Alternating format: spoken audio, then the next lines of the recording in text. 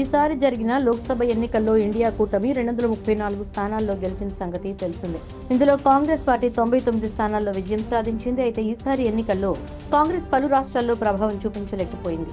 ఈ నేపథ్యంలో party high command కీలక నిర్ణయం తీసుకుంది. ఏ రాష్ట్రాల్లో పార్టీ ప్రభావం తగ్గిపోయిందనే దానిపై ఓ జాబితాను తయారు చేసింది.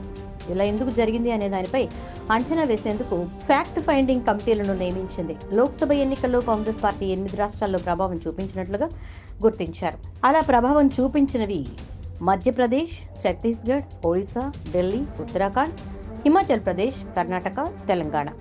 ఈ 8 రాష్ట్రాలకు హైకమాండ్ కమిటీ సభ్యులను నియమించింది. వీళ్ళందరూ ఆయా రాష్ట్రాల్లో కాంగ్రెస్ కు ఓటింగ్ శాతం ఎందుకు తగ్గిందనే దానిపై అంచనా వేసి రిపోర్ట్ తయారు చేశారు. ఆ తర్వాత ఆ రిపోర్ట్ ను హైకమాండ్ కి అందజేస్తారు. అయితే కాంగ్రెస్ విడుదల చేసిన రాష్ట్రాల్లో తెలంగాణ కూడా ఉండడంతో ముఖ్యమంత్రి రేవంత్ సర్కార్ కు షాక్ తగిలినట్టయింది. ప్రస్తుతం తెలంగాణలో అధికారంలో ఉన్న కాంగ్రెస్ సర్కార్ ఈసారి లోక్సభ ఎన్నికల్లో బీజేపీకి సమానంగా ఎంపీ సీట్లు గెలుచుకుంది. కాంగ్రెస్ కు 8 ఎంపీ స్థానాలు రాగా బీజేపీకి కూడా 8 స్థానాలు వచ్చాయి. మిగిలిన స్థానం ఎప్పట్లాగానే ఎంఐఎం దక్కించుకుంది. 2019 లోక్సభ ఎన్నికల్లో కాంగ్రెస్ కేవలం 3 స్థానాల్లో మాత్రమే గెలిచింది.